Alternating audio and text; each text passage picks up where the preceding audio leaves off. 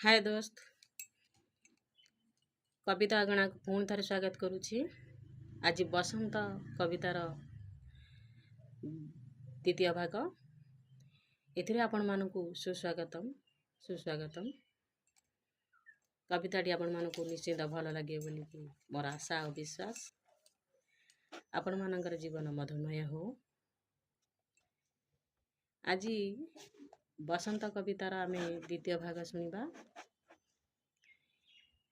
विभोर हेइछि मन, विभोर हेइछि मन, बास्ना रजनी गंधारे, सिंहर ही देह मन, भिजा भिजा वर्षारे। तारा हसे हीरा हसे, तारा हसे हीरा हसे, हसे पुणी जन्म, पारिजात फूल हसे, हसे नंदन बन। कुहुड़ीर आस्तरण, कुहुड़ीर आस्तरण, बसाए आसार, आस आस मयूरी गो, साजी मेघ मल्हार। सबुठी कल्पनार भिड़, सबुठी कल्पनार भिड़, शब्द सबु अझटिया मन, स्वप्न सबु शब्द सबु अझटिया मन नहीं खेली बुलंती एणे तेणे।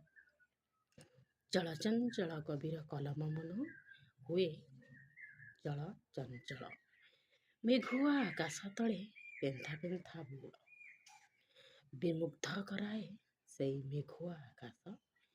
संज नहीं आसे दूर से पहाड़ उहाड़ू, चुलुबुली फगुण पवन मो काने किछि किछि कही जाए। आत्महरा हो जाए अशांत आत्मा, तृप्त हुए मन, प्रेमरे जुड़बुड़ हो जाए ए अशांत मन। बसंतर आगमन रे आपण मानकु श्रोता बंधु ए कविताटी निश्चिंत भल लगी। बसंतर द्वितीय अध्याय रे सेमती एक मनमुग्धकर कथा लिखा अछि। आपण माने सुनंतु, याकु हृदयंगम करंतु एवं सब्सक्राइब करने को आदौ भूलंतुनि। रहुछि जय मां शारदा, नमस्कार।